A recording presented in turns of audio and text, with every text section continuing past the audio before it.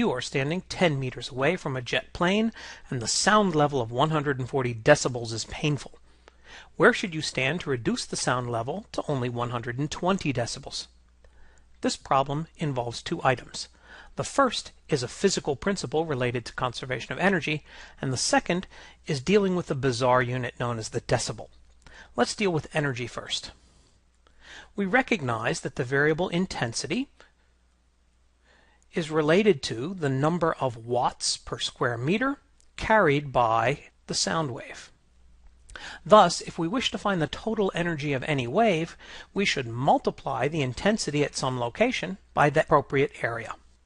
Since we imagine sound waves going out as spherical shells of sound, one crest makes a shell around the source, we can identify the area over which the sound is spread as the area of the surface of a sphere.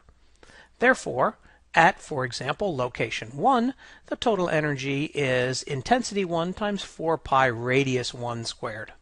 Similarly, at some other location that we'll call location 2, we would have the intensity at that location times 4 pi radius over there squared. From the right-hand side of this equation, we can recognize that the 4 pi's will cancel, leading us to the physical principle related to conservation of energy, that the intensity at any one location times the radius squared at that location is equal to the same quantity evaluated at another location along the propagation of that one sound wave. The second item necessary to deal with this problem is the definition of the unit called the decibel. The decibel is an odd unit in that the number of decibels of anything is equal to 10 times the log in base 10 of a ratio. The ratio is, in this case, the intensity divided by a reference intensity called I subscript 0. Inspecting units on the right-hand side of this equation, you actually find that there are none. The reason is that the ratio of two intensities cancels its unit, logarithm gives you no units whatsoever, and multiplying that by 10 still gives you no units. So the decibel is in some sense a unitless unit. You may wonder what's going on here and why we would bother to characterize anything in this way.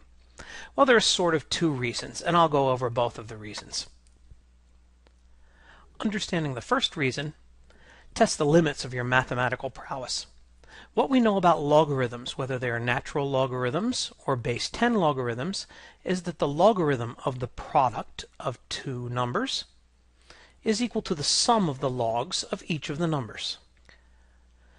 Similarly, the log of the ratio of two numbers is equal to the difference in the logs of the two numbers.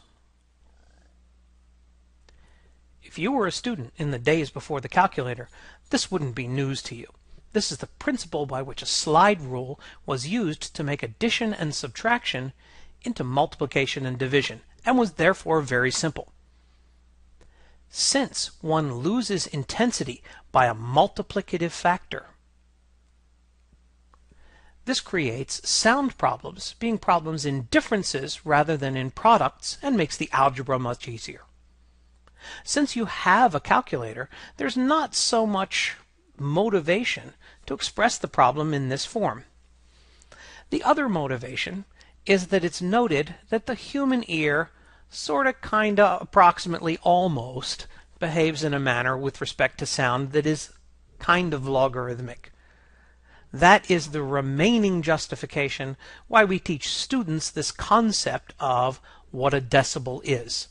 A decibel is the expression shown above. Now you may wonder, beyond the logarithm in base 10, what's that factor of 10 out in front?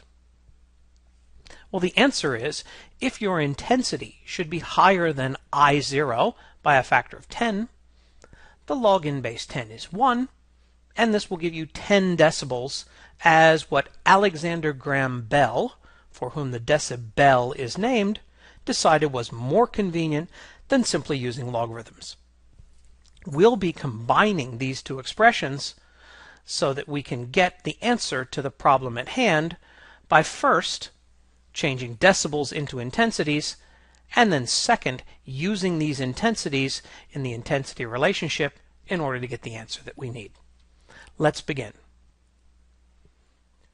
140 decibels is equal to 10 times the log in base 10 of the intensity at location 1 divided by I0.